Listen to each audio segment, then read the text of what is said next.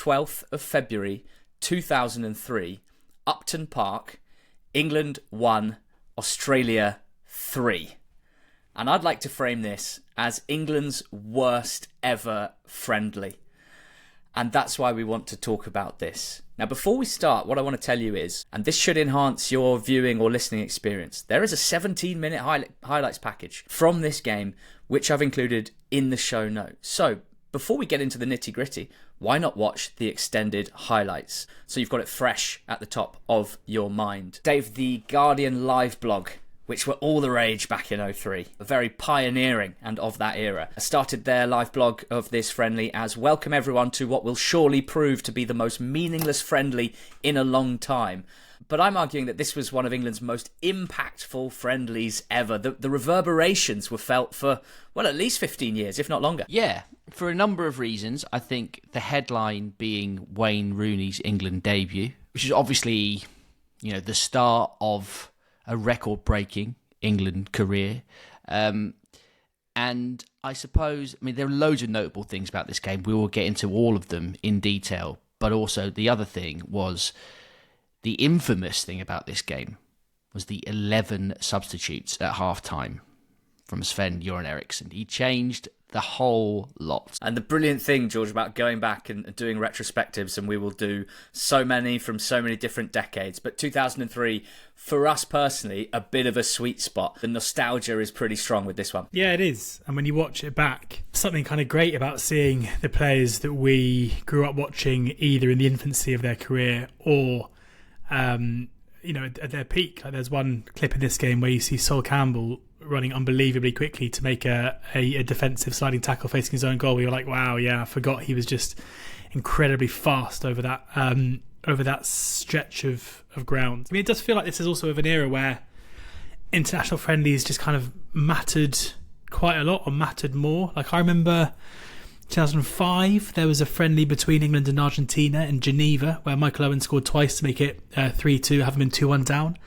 And it felt like that was like a really significant England match, like a really significant result and like a big game. Whereas now, we don't really see this happen very often where kind of the country stops to watch a friendly, which is a bit of a shame given we're now better. And the reason that I flip between England's worst ever friendly, England's most impactful ever friendly, 6 debuts, the main one being Wayne Mark Rooney, who played for England for 15 years and 275 days after this.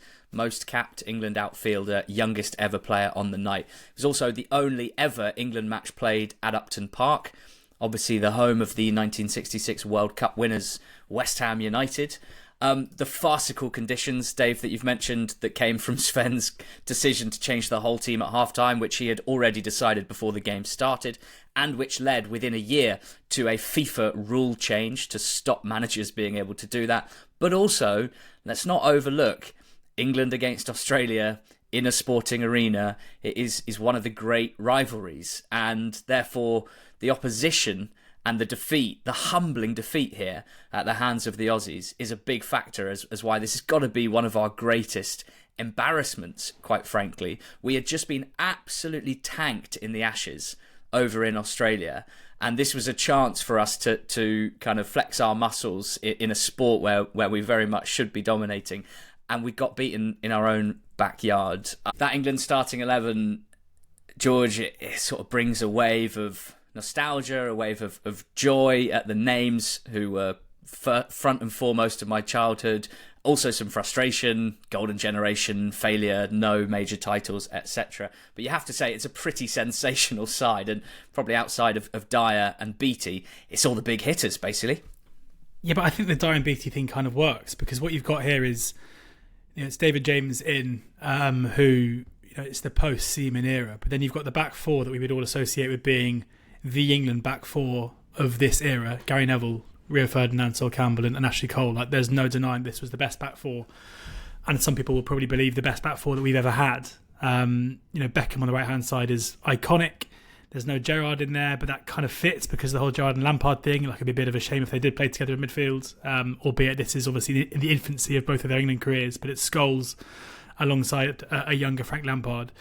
with Michael Owen up front. But as you say, BT making his debut as England's search for the answer of a strike partner for Michael Owen in the post-Alan Shearer era. This continued basically for the rest of Michael Owen's career, culminating in Peter Crouch for quite a lot, as we spoke about a second ago. And then Kieran Dyer, just a player who kind of made his name playing through the middle, who made his England debut playing right back, just kind of wedged out on the left wing for no good reason, a position that he never really played. So in many ways, I think this is an England side that completely encapsulates the era that it's in, where the big hitters are all there. The two players that ended up not being able to play together didn't play together. And the two problem positions are quite obviously the two glaring problem positions at the time of Sven picking the team. Where's Emil Heskey? Because he's still at Liverpool in 2003. Maybe he's injured for this. Well, but with Heskey, it always felt like it was he'd end up playing because he was the one who performed. But there was like a continued attempt to try and find anyone else apart from Emil Heskey, to play that role. And the fact, BT 16 goals. And up to this point in the Premier League for Southampton basically gets him the nod as being the starting striker in what is England's first team for a minute. And frankly, when you watch the game back, or the first half back, he's absolutely miles off it. Like, he doesn't get involved at all. which is kind of mad, because only Thierry Henry and Ruud van Nistelrooy scored more goals in the Premier League than James Beattie in 02-03. He was the third top scorer with 23 league goals. And imagine how buzzing we'd have been. He's really young as well at this point. So he's maybe 22, 23. Just on Heskey, only 6 goals this season in the Premier League, 22 starts, 32 appearances. So it good haul feels for him, like, isn't it? He had worse seasons, I think it's fair to say, but he also had slightly more prolific seasons. I mean, we'd have been buzzing, wouldn't we, about BT getting a start here? Yeah, and in a few months' time after this match, Southampton get to the FA Cup final against Arsenal, and I was at the semi-final. They beat Watford at Villa Park in April 2003. So yeah, BT Did was. BT score? No, he might have done. Probably. Brett Ormerod scored one. Of course he did. And maybe BT did get the other one. Marcus Gale getting a late consolation. If we're talking James Beattie outside of this, I had a couple of pints with James Beattie last year, actually. He was in the same pre-match watering hole as me, and had a couple of mutuals there. Yeah, pretty lively fella, actually. He was the sort of bloke that you have 2 or 3 beers with and you think to yourself, I'd be quite up for maybe having 6 or 7 on another occasion. Really getting into the weeds of that managerial spell at Accrington Stanley. We've got to talk about the Australia team as well, because for English football fans of this era, the names are, for real connoisseurs of this era, the names are just as recognisable as the big hitters for England.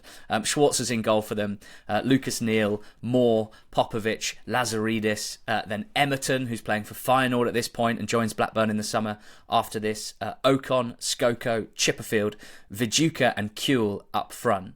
It was the first game that the Aussies had played with their international-based players for 15 months. So it wasn't like they came into this having played a lot of football together, a really secure unit. Since they lost the World Cup playoff in 2002 in Montevideo in heartbreaking circumstances, a game where they led after the first leg, arrived in Montevideo, were spat on, punched and abused by a mob of Uruguayan fans on arrival, got turned over 3-0, didn't qualify for the World Cup. And then their international players, the likes of Viduka and Kuehl, etc., their star players, didn't play for Australia for the next 15 months. So that's some quite fun context from an Aussie point of view. There's 3 Leeds players in their starting 11, Ocon, Viduka and Kuehl, and then Schwarzer, Neal, Popovic, Lazaridis, obviously all playing in England at that time, Brett Emerton in the future. I'd love to know, George, what odds Australia would have been to win this game, because it's massively after timing, it's massively kept in hindsight, but like, if you were a betting man in 2003 and you knew that Sven was going to make 11 changes and there'd be 6 debutants, and you knew that this Aussie team had some like low-key pretty good players, and you knew that they were going to be bang up for it probably compared to us, you'd have been having a look, wouldn't you? Yeah, it's interesting this, because it comes at an era where, if I'm right, I think Betfair was probably just launched. and so therefore the exchange was just becoming a thing, which means that we're kind of coming towards the end of an era, but probably just still in an era where England would have been wildly overbet, and therefore bookmakers would have been incredibly short on England because everyone's backing England the whole time, and it's in an era where things weren't basically done by robots. So yeah, there's every chance that Australia would have been a massive price to win it. Yeah, I mean it does feel, even now when you look at the team at our disposal, and you can kind of hear it in Martin Tyler's kind of pre-match commentary, where it feels incredibly unlikely that Australia are going to turn us over.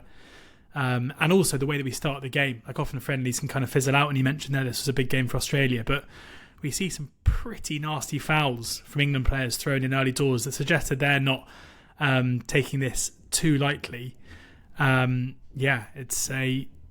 It's surprising, and also there's the case where you look at some of the Australia players on the day, some of whom were playing in England, but Lucas Neal, for example, went on to have a very good career in England. Brett Emerton, who ended up moving to Blackburn after this game, who scored the third goal, was a decent player. Like, Keel's the obvious star alongside Viduka, but it feels like some of their stars did rise a bit off the back of this, and some of them in the Premier League too. So the team maybe isn't quite as poor as it seemed to England fans then, but there's still no denying that there's no way we should have been 2-0 down at half-time. Just the mere presence of Viduka and Kuhl, two, by this point, Premier League regulars who have been playing very well for Leeds, and Kuhl. Has Kuhl moved to Liverpool by this point? Still at Leeds. Still at Leeds, right. I mean, they've been playing well for Leeds for a long time now and playing in the Champions League. Like, just those two alone should have been enough cause for concern for England, let alone the rest of them who, there are some sort of quite aggressive players in there, and Lucas Neal, Paul Ocon, Lazaridis has been knocking about, and you've got a few people making up the numbers. Anyone aggressive coming off the bench for them? There is, Kevin Muscat does get 3 minutes at the end, which unfortunately wasn't on the 17-minute highlights. I would have liked to see whether he snuck in any challenges right at the death. My lack of Australia knowledge from the 2000s, Muscat on the night comes on for his 38th appearance. He's got 10 goals. I did not remember Muscat as a goalsman, because I only know him as the worst tackler in football history. But yeah, I mean, it's an interesting Australia team, and as we'll now discuss, they more than hold their own against a very strong England team. Yeah, right. Let's rip the Band-Aid off, because England are 1 down after 17 minutes, and it's a header from Crystal Palace's Tony Popovic from a wide free kick, and you'll never guess who gives it away with a completely needless and late lunge. Someone whose whole career, by those who didn't rate him as highly as, who is it, Xavi or Iniesta, whoever has that famous quote about Paul Scholes, people used to say, Scholes he can't tackle. He gives away fouls with needless and late lunges. That's absolutely what happened here, George. Yeah, it was. This is kind of one of the fouls I was just alluding to, where it didn't really feel like it was a game we were taking particularly lightly. But there's an interesting moment after, Scholes obviously does what Scholes does and commits a petulant foul where he, as was the old adage, he couldn't really tackle, but he used to try to a lot. There's a moment where, before the ball is crossed in, Gary Neville, who looks, I can't forget how small he looks on a football pitch, is standing at the back post, and he's gesturing to Beckham to get tight. You see him pushing out his hand saying, "Can you get closer to me? Get closer." He looks annoyed, doesn't he? Looks really annoyed, and then the cross comes in, and David Beckham does not move. He just absolutely stands still, and 2 6-foot+ guys are either side of Neville, who's completely dwarfed, and the ball is headed in basically unchallenged.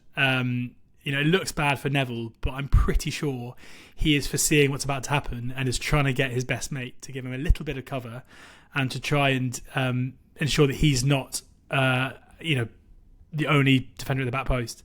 Bex completely ignores it, and it's an easy header that goes past David James to make it 1-0. I'd love to see Gary Neville himself analysing that goal. 23 years on. We get the Scholes disallowed goal as discussed. I've got no issues 22 years on. Beattie, too keen, trying to go through the back of Popovic and getting nowhere but committing a foul. quite a great moment where Mark Schwarzer decides to be a 2020s goalkeeper, tries to dribble round Michael Owen, which does not go very well for him, but Owen, having tackled him, can't squeeze it in. A narrow angle hits the side netting. My main takeaway from England's attacking play is that the majority of the good stuff is when Beckham has space and time on the ball to just pick passes and ping passes forward. And we heard from Dean Ashton, didn't we, just like how absurd it was playing with Beckham and knowing that if you made a certain run, generally as an attacking player, like peeling wide from a central area, Beckham could drop it onto your chest, onto a run, whatever you wanted. So Beckham is doing what Beckham does. Viduka has a header saved, so Australia very much carrying a threat, and we just look very, very wobbly, not a lot of shape, not a lot of discipline out of possession. And this is with our good 11 as well. We really don't look good at all. The 2-0 goal, when it comes, Dave, it's just an absolute horror show for Rio Ferdinand up against his former teammate Harry Kewell. Yeah, I think I sent a screenshot to you two earlier on, and it's of the moment when Frank Lampard loses the ball on the left wing. He's playing central midfield, but he finds himself out on the left wing. He tries to nutmeg the Australian fullback and doesn't get anywhere near it. And then he just sort of carries on his run as well, doesn't really turn around and try and get back in. And then the ball gets played down the outside of England. Ashley Cole has pushed right up and it's essentially looks like he's marking Kieran Dyer. They're standing so close to each other. And there's just a massive space behind him. Kewell runs into it. Ferdinand comes across to cover, tries to sort of muscle Kewell off the ball, but in a situation that you can't really imagine, Harry Kewell completely mugs him off and overpowers him. I think Ferdinand sort of appeals for a foul, but there's nothing in it. I think Kewell's stud just gets caught in Ferdinand's boot, and it's not a foul, but I think it means that Ferdinand falls over and his boot comes off in one kind of motion. Yeah.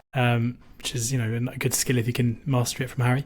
And then Kewell gallops through, and in another sort of thing that you tend not to see much these days, but was perhaps more common back then, he rounds the keeper. He sits David James down, takes quite a big touch out to his left, and then puts it in with his right foot.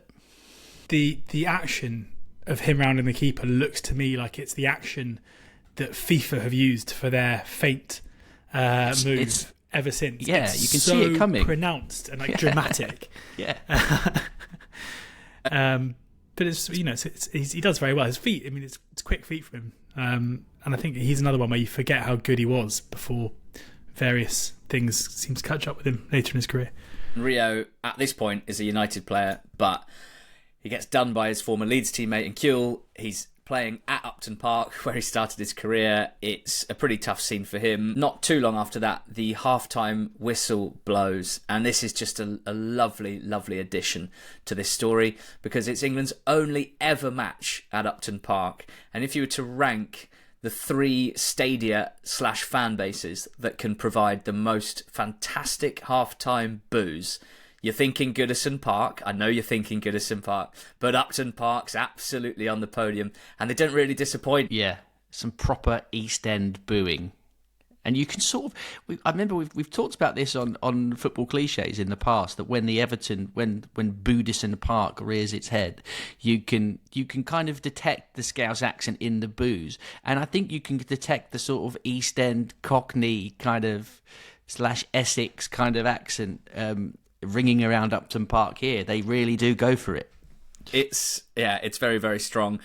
There's an incredible quote from Graham Arnold, who is a Socceroos manager. On the night was their assistant manager, and he claims that as they were walking up the tunnel, he said all you could hear was Beckham saying to Sven, "We're not fucking coming off. We can't be down 2-0 at half-time and come off." And Sven had already made his decision. He'd already made it clear publicly that he was going to make all his changes at halftime. And Sven doesn't seem to care that much and still changed the whole team. I love that tidbit. On Beckham, I think there's basically any time... I think I basically find any time I watch Beckham when he was playing, but especially now, it's insane watching David Beckham playing football, where I just can't imagine it happening these days, where everyone is just so scared of him, of what he's able to do in terms of his delivery. that every time he gets on the ball, you just see the opposition team just drop off and just think we've got to defend this ball over the top. To the extent that he has so much time to pick his parts. I mean, this was obviously a very pronounced example of it, but like, it is wild the amount of time he was given in order to do what he did, because teams are so scared that if you know that obviously if you pressed him, then you'd be leaving gaps for him to pass into. And like the execution of the balls, as we touched on, is incredible. The other thing that, and this comes to the case with a lot of Beckham's balls, but also there's one shot in the first half from an Australia player that David James tipped over the bar. And this might just be me going mad, but it felt like an incredibly heavy ball. Right, it felt like a ball. The ball was doing things where balls today, I would expect them to travel further and to bounce more. Where I'd see Beckham playing balls over the top, and you'd think, yeah, he's overhit that, and then it would dip much faster than you expected. That shot that James tipped over the bar looks off the boot like it's going over the bar, and he pulls off the save. It looks like a bit of a rock, and I don't know if that's, I don't spend hours on YouTube watching games back from the early noughties very often, and it looks like it's all white as well. Yeah. The ball. There doesn't seem to be many markings on it either. Yeah, it does look like one of those where every now and again, when you're playing Sunday League or whatever, and the Oppo's just over pump the ball up, and you get that first header, and you're like, Christ, that is so hard. I can barely kick this thing, and I've got to head it.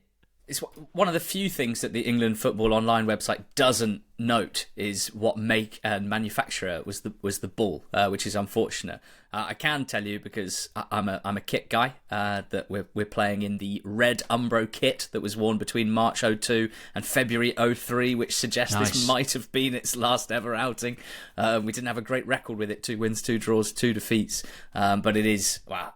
I'm going to be a stuck record whenever we talk about kits from the 2000s, because I just think they're all iconic, even the shit ones.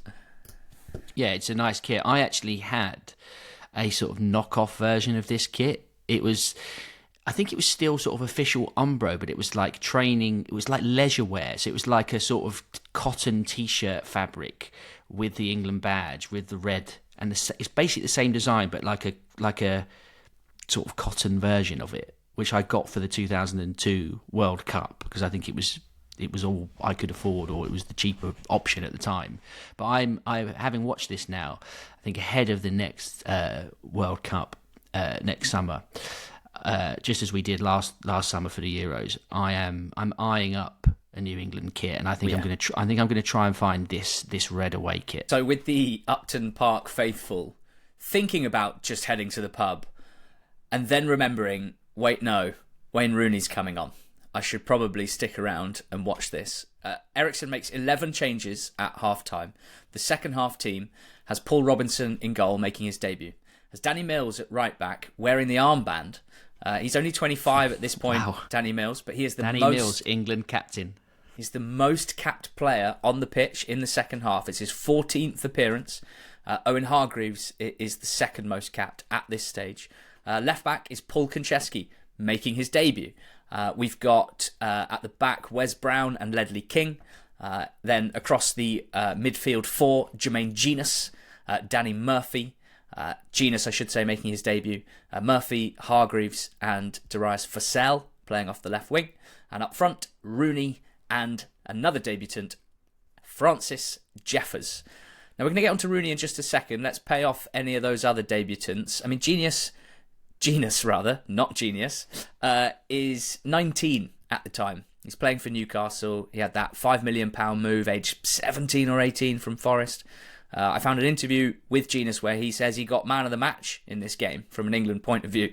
Slim pickings, really. But he does get a nice assist for Jeffers and looks pretty good. It is quite fun watching 19-year-old Jermaine Genius, and like we seem to be doing quite a lot on the England pod, wondering what might have been. Paul Konchesky, he's got over 50 Premier League appearances already at this point. He's only 21, playing for Charlton. So again, although not someone who necessarily got the pulse racing, you can kind of understand why you'd have wanted to have a look at him. Paul Robinson is 23, and he's in his first full season in nets for Leeds United.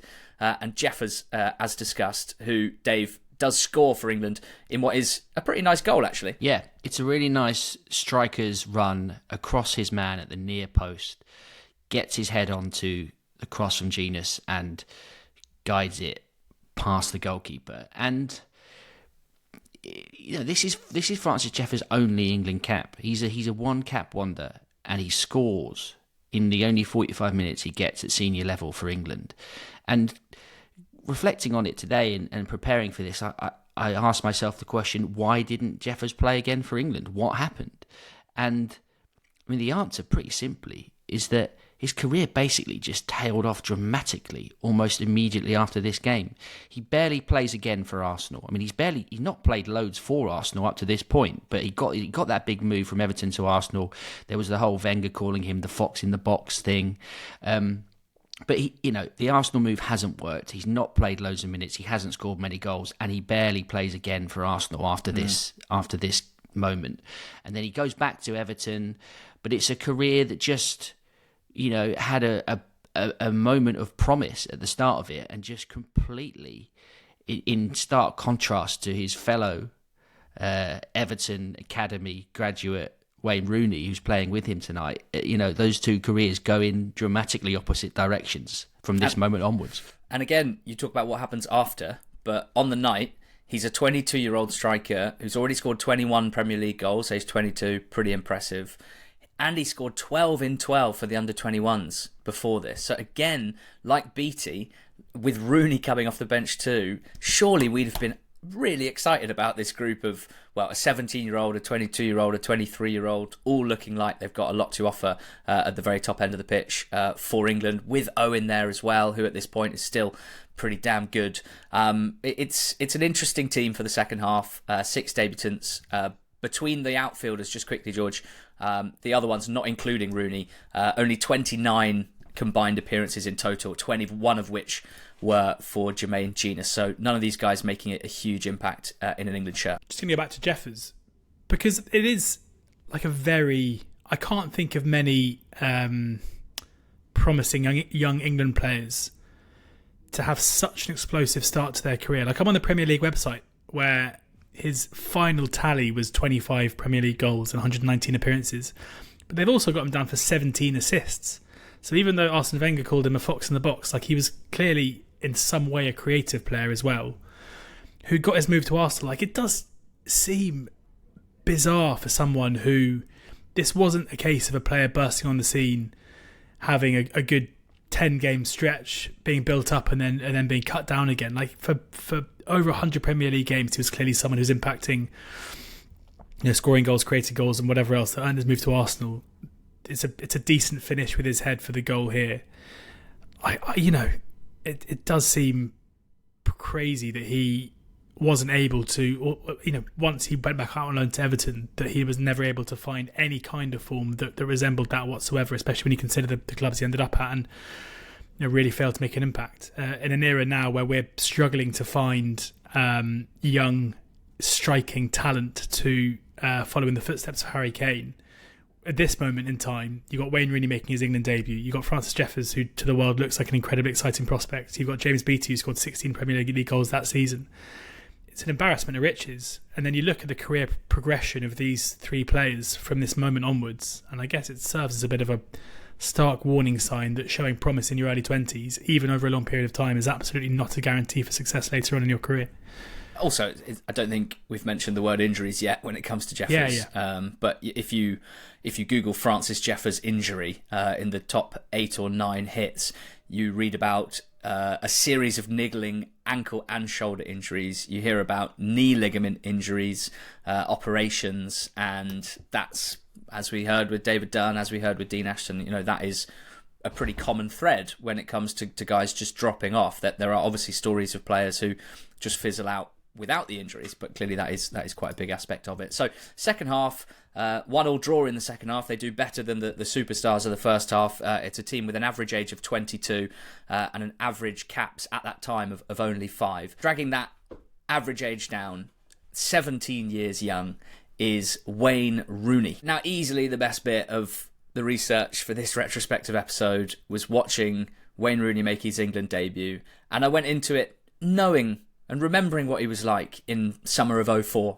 for example, but maybe thinking that in February 03 he's still incredibly raw and maybe talented, but maybe not quite savvy enough to impact games at the very, very top level. And I could not be more wrong and more happy about that. Rooney's first touches in an England shirt are absolutely out of this world. His first involvement is to play a first-time pass with his chest from a long ball forward by Genus into the player outside him. He then gets the pass back inside, still on the left wing, looks up and fires a ball to the back post where Vassell is free. He finds him and Vassell's shot is saved. It's a hell of a first contribution in an England shirt, and we get 15 years of it. It wasn't always that good, but it's a hell of a star. And he's involved in the goal, isn't he, where he receives a header forward, he takes a touch and he volleys the ball out wide to Genus. He makes a back post run, Jeffers makes a front post run, and Jeffers brilliantly flicks a header from the near post from Genus's cross into the goal. We go down 3-1, and it's Brett Emerton who scores it. It's another disaster in terms of the play at the back, but even before then in midfield, it's an absolute embarrassment. But should we talk about Wayne Rooney for a bit longer? Because certainly my favourite part of this has been watching him play and make his debut. Yeah, we can all remember what Rooney was like in those early years. Just every single time he gets the ball, he tries and more often than not makes something happen. You know, whether that's dribbling past a player, whether that's getting his head up and pinging a pass into someone's feet, whether that's getting a shot off, that chest pass as well. Just the confidence and the arrogance to do that with basically your first touch for England. And he makes it's not even a good pass, really. Like the first few minutes of the second half, he's just Konchesky and Genus just lumping it down the left wing. And they don't really want to knock it about at the back. They just want to get it down into the channel. And Rooney, there's one just before Konchesky shanks it out of play, and Rooney actually chests it, but it's off the pitch. So he's trying to make stuff happen straight away. And I was just thinking, after looking back at this game, why the hell didn't he start instead of James Beattie? Yeah, and then everything would have been different. He'd have probably scored in the first half, and this would be an even more famous game than it turned out to be. It would be England's greatest ever friendly, rather than worst ever friendly. And more widely, this is the match that launches the good ship Rooney in England. He's our most capped ever outfield player. He was our record ever goal scorer at the end of his career, and surely England's best ever talent. In terms of his natural ability. He didn't have his career as disrupted by injuries as many others who might lay claim to that sort of thing. He was able to sustain a career at club level at a very, very high level for an incredibly long period of time, which again, some of the more talented players that might lay claim to match him can't say, the likes of Gaza, for example. And I was just left reflecting, Dave, I think over a 15-year career and so many caps and goals, major tournaments, disappointments and great moments, there are a lot of mixed memories for me, because 2004, his performances are probably the most exciting that we've ever seen from an England player in a major tournament, particularly at that age. But I'd probably have a joint amount of bad memories or disappointing memories of Rooney's England career as well as good ones, which is quite sad. In the flesh, I saw him score for England against Uruguay in Sao Paulo at the 2014 World Cup. It was the equaliser, which at the time saved us from elimination, or so we thought, as we'd lost the first game to Italy. Obviously went on to lose the game anyway. But, that's obviously one of the best days of my life, to be honest, being 21, 22 years old out in Brazil. And Rooney's goal was one of my favourite ever goal celebrations up until Watkins last summer, basically. But I also have an in-the-flesh memory of the 2016 game against Slovakia, where we draw 0-0, where he's not the main culprit because he didn't even start the game. Jack Wilshere did and was ineffective for 50-odd minutes, and then Rooney came on in his place. But it is a key visual that I have from that disappointing tournament, that Rooney came on in midfield and we were trying to break down a Slovakia team that was sitting in, and it was basically just Rooney playing quarterback and just launching balls forward to, I think, maybe Daniel Sturridge or someone like that. And it's just quite a bad memory, I'm afraid. I guess over 15 years, it's not too surprising that there's mixed memories. To be honest, though, if you take out the Euro 2004 and the kind of early brilliance of Rooney, there's a game in April 2003 up at the Stadium of Light, where we beat Turkey 2-0 in a Euros qualifier, where I seem to remember he had an amazing game that night. He didn't score, but I think he absolutely tore them apart. And, so we remember that. We remember the early brilliance of Rooney. He goes on to break the goal-scoring record, but that's the only glory he has for England, really. There aren't any other moments. There are more bad moments that you remember for Wayne Rooney with England, 2004 aside, than there are good. I remember him struggling. There was that period where he hadn't scored in the tournament for a while, and he got one against, was it Ukraine in 2012? I remember him just struggling in 2014. Yeah, by the time we got to 2016, it was all falling apart. He was playing midfield. Southgate bins him off, and then he gets brought back for this random one-off kind of exhibition friendly against the USA to sort of say thanks and well done in 2018. So it is a bit of a weird England career, and perhaps we can get into it in more detail on another pod in the future. But when you look at this moment in 2003 and we know what's ahead of him, he goes on to break or make more landmarks in this year. So he's the youngest player to represent England when he comes on in this game in Upton Park. Then he's the youngest player to start for England in that game against Turkey. Then he's the youngest player to score for England in a game against Macedonia in September in 2003.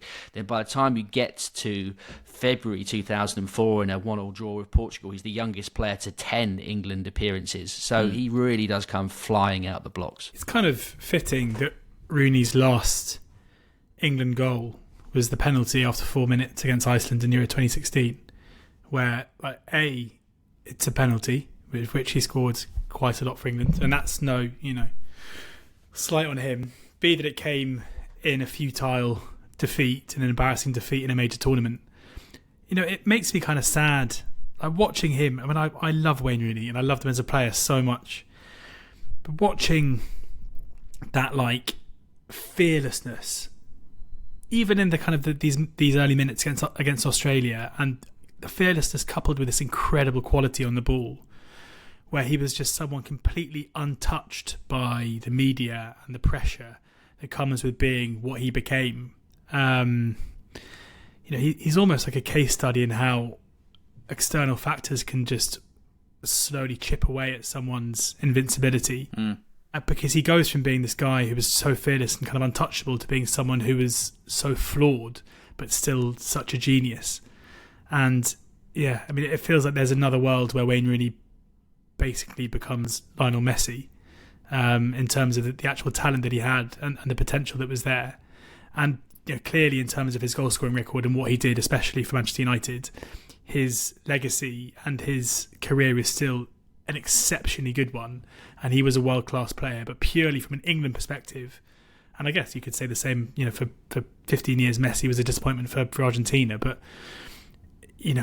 this should have been the first step of seeing Rooney drag England out of the doldrums, and instead he kind of became, you think back to the Algeria game, he almost became the poster boy for this era of discontent between England fans and the team. So it's an incredibly humbling defeat for England. I'm absolutely sure that we'd have been able to at least try and brush it off as, well, we made 11 subs, we weren't taking the game as seriously as the Aussies. But from their point of view, it was massive. It must have been a hell of a thing for the team, for the fans as well. Lucas Neal, before the game, had said, it's a huge thing for us. England had better treat us with respect, and if they don't, they could get beaten. There's no such thing as a friendly between England and Australia, whatever the sport, and we will certainly be taking it very seriously, which kind of foreshadows what we saw on the pitch, where England's performance is pretty unserious for reasons, some of which are just imposed by the decision of the manager Sven. Dave, who obviously makes 11 subs. So, FIFA closed the door on this pretty quickly, Dave. Within a year, they've managed to pass through the law, which feels like quite a quick turnaround time for FIFA. But they weren't happy about it, and I wonder if you have any thoughts on whether it was right, whether it was wrong, and whether we benefit from the rule change which came from Sven's decision. Well, I think, in a way, if you are going to make wholesale changes, just doing the whole team at half-time, it's sort of better doing it that way than making 7 or 8 changes on 60 minutes, and then the game just peters out, which is another scenario that we have seen. And at least this second half team, they do better, really. They draw the second half, and there's young players, there's inexperienced players trying to make an impact. So it doesn't feel like the game sort of just fizzles out at all in the second half, even though England lose and are well beaten. I can sort of see the logic as well, because England haven't played a match since October at this point. So they'd last played Macedonia in a qualifier. There were 2 qualifiers in October against Slovakia and Macedonia. That Macedonia game, you may remember as one where David Seaman let in a goal direct from a corner at St Mary's. So Sven hasn't seen the players for quite a few months at this point. There are young players who are making an impact in the Premier League, Rooney chief among them. He wants to see them, he wants to experiment. So I kind of get it, but I do understand why FIFA would go, hang on a minute, we can't really have this every time, can we? I get both sides of it, but it's not as bad as I thought it would be looking back at it. The optics may be worse than the reality. I mean, one thing that's for sure is that it absolutely sucks to be one of the unused subs on a night where 11 changes are made at half-time. So a quick shout-out to Richard Wright, Joe Cole, Matt Upson, Scott Parker and Sean Davis, who never gets a cap for England and is sitting there on a cold February night at Upton Park as we get turned over by the Aussies. Obviously, Cole and Upson and Parker all have their West Ham connections either prior to this or afterwards as well. So there'd have been some even more angry EastEnders at the fact they didn't get to see little Joey Cole come on and dazzle as he did for them early in his career. Do you know what I like about this as well? A little detail I've just spotted again on the brilliant England Football Online website, which is very much the increasingly sung but the unsung hero of the England pod. This match, listed on the website, is down as a Castlemaine 4X Tour International Friendly match. No, that's lovely.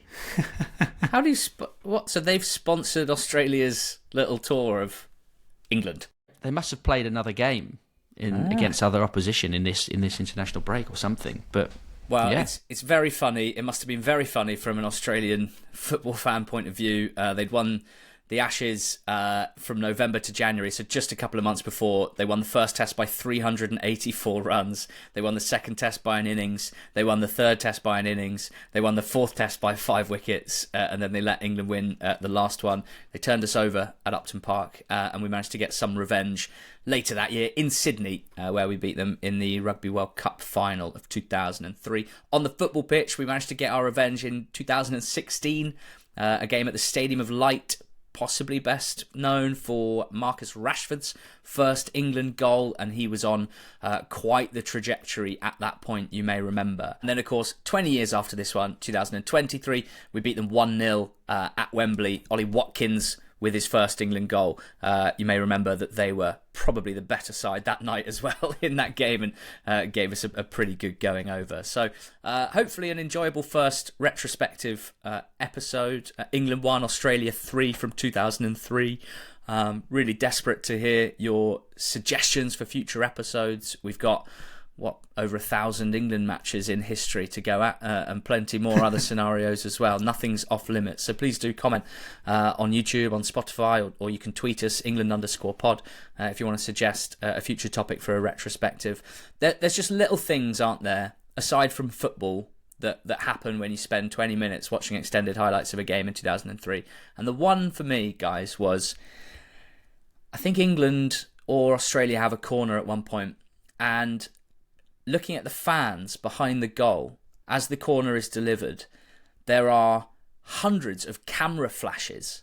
Yeah.